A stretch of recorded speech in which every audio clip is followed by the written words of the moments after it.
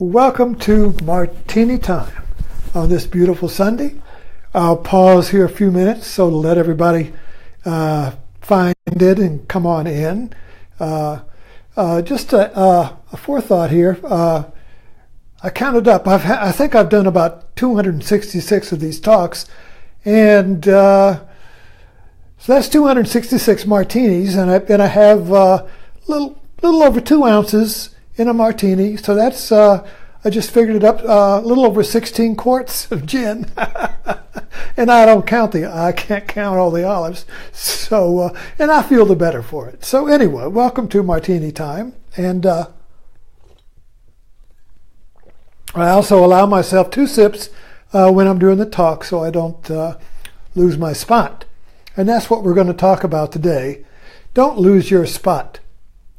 And I've had some insights today. I always do when Trump comes up, and so I've been really inquiring into what you know the word spot on. When somebody has their spot, they're like Buddha under the Bodhi tree. They can't be upset. You can't do anything to get them off their spot. They're in control. They're in their center, in their spot. You see, we're all looking for our spot, and we all lose it when we get angry, negative, disturbed, anxious, envious, whatever. We've lost our spot. When you've got your spot, you're home.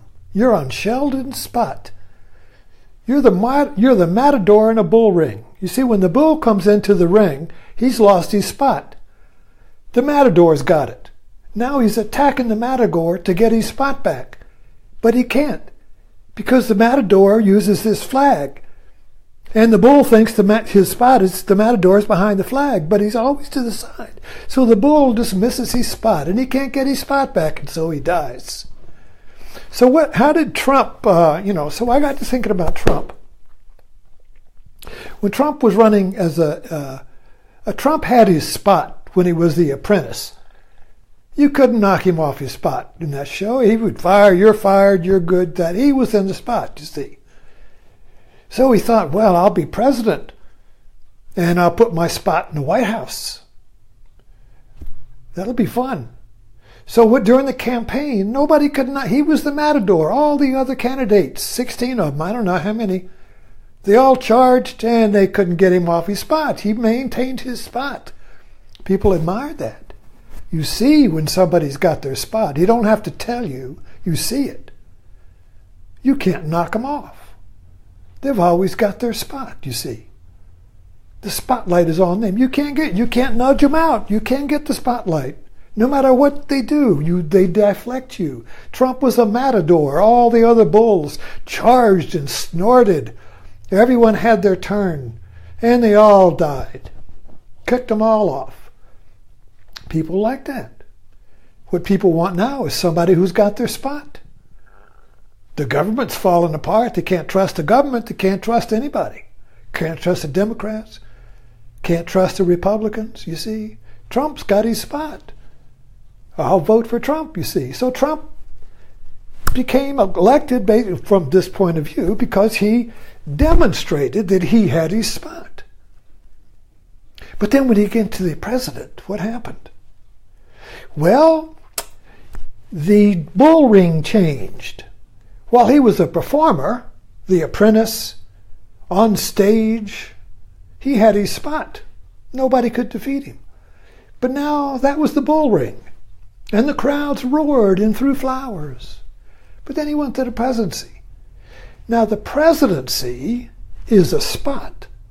The office of the presidency is the spot that is the center of America. Not the person, the office. The office is the center, is the spot. And that office has tremendous power. Tremendous power. The power is not in the person, it's in the office. The president. He is our spot. So when Trump went to that bull ring, you see, he didn't give up his spot. People say, oh, well, when he becomes president, he'll act presidential. He'll become a president. But he didn't. He didn't give up his spot. He kept his Trump spot. So now he's in the bull ring of the president, and there's 2 spots. There's the office of the presidency, and then there's Trump's spot, the one he had on stage as the apprentice and as the candidate. So he keeps going back to that spot, and he gets rejuvenated, you see. Have a rally, get my spot back. Get rejuvenated, charge my battery. And he goes back to the presidency, to the bull ring of the president. And he never surrendered to the office because he kept his spot. So now we got two spots. The office of the presidency and Trump's spot. He doesn't know which spot. You can't stand in two spots at once. So Trump has lost his spot by not surrendering to the office or the spot of the presidency. We can all see that. So Trump got defeated, or is being defeated, by his own power. The power that got him to the presidency was the power of Trump's spot. But when he got to the presidency, there was another spot waiting. He didn't surrender. He didn't give up his personal power, his business. He didn't give up his personal strength to take on the strength of the presidency. He didn't surrender. Too much arrogance, too much pride. Couldn't give up his power, his Trump power, his human power. He couldn't give up his human power for the power of God, if you want to call the presidency an office, an emissary of God. You see, the kings of old were all the direct emissaries of God, the divine right of king. You can see it in their gold, the golden king. He's dripping in gold because the sun god is pouring his gold and his light upon him. And it trickles down to the aristocrats, the court, and the people and the peasants and all of that, you see. It's a pyramid, you see. Gold trickles down. And of course, Trump sees himself that way. Why does he surround himself in gold? At the top of the power, the sun god, where the gold trickles down, you see. My father told me, he was a naval officer. He said, when a naval officer, a senior naval officer, goes into a foreign port, they are the direct emissaries of the President of the United States. They are the President of the United States in that court, in that port or country. And when you look at the naval officers, why, they're dripping in gold. Let me show you something here quickly. This was my father's naval office, his sword that he got at Annapolis. It's dripping in gold. The sun god pours gold down and it falls on anything that sticks out, the buttons, the shoulders, the brim of the hat, on the handle of the gold of the sword, you see. This, when you have one of these, you are in a foreign port as a senior officer, you are the direct emissary of the president. And mythologically, you are the direct emissary of God on earth, you see. That's the Sun King. And our president is a mythological representative of that. Although we're secular, and although we are a democracy, the presidency is still the center of the wheel, like the hub. The axis holds the wheel. If a wheel doesn't have a center, it doesn't turn. So the presidency is like that axis, that hub. But you have to, if you're elected to that office, you're king for 4 years, 8. Then you have to leave. You have to die. The king is dead. A new king. Long live the new king. You see, the king is dead. Long live the king. So the presidency is king for 4 years, although we don't call him king. But the power is the same.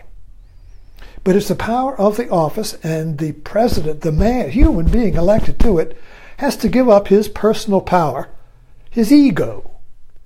And this is a spiritual act, you see. This is all about what awakening is and enlightenment and all the spiritual path and all that stuff. It's all about giving up your will to God's will, to becoming an emissary of God, you see, to becoming a direct representative of God on earth in time and space, you see.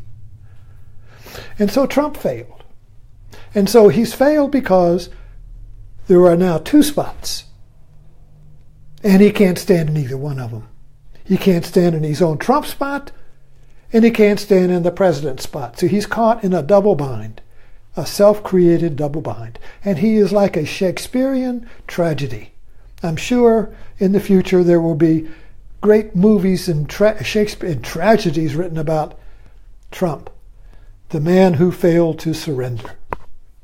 You see, it is tragedy, and it's our tragedy because we're all failing at surrendering. We all feel like we've lost our spot, you see, and somebody took it. The immigrants took it. Obama took my spot. That's how we started. Obama got the spot, and I'm going to take it back because he's a false spot. And so in order to maintain his spot, he has to have a false spot. Somebody that's trying to take his spot away. You can say, yeah, he's taking my spot. He's taking your spot, you see, because he's speaking for us, as us, you see. That's what the president does, you see. He is the embodiment of us. You see. He's dancing, he's us in flesh and blood, you see. That's the office of the presidency. That's why Obama had so much trouble, because he was a black spot. And Hillary had trouble because she was a female spot. And they don't quite fit with our idea of what a spot is, you see. It should be a male. Old Yahweh in Genesis made Adam the spot. And he didn't even let Eve give birth to man. He said, well, Adam's going to give birth to Eve. Take him out of that. Let's have a cesarean and take Eve out of Adam. So in Genesis, right there, in the Christianity, you've got the pyramid, you got God and you got Adam, and then you got Eve and the children and yada, yada, yada, you see. So right away, you see, Hillary can't fit that spot. And so I don't want this to, when you get in comments now, I don't want to get all involved in Hillary and all of that stuff. I'm just connecting some dots to a wider picture, you see. And I'm just trying to see, we all are interested in the sting. How do we bring ourselves down? How do we turn our strengths into our enemy and defeat ourselves? We all have that problem. We all have strengths, and we all use our strengths to self-destruct when we don't know how to hold, when we don't know how to yield, we don't know how to surrender, we don't know how to give. You see, when we don't know how to give or yield, when we don't allow the humility to come in, then we are trapped, you see, in our own hubris, our own arrogance. And so, thanks for dropping in. Welcome to my spot. You know, when I speak to you, I'm in my spot.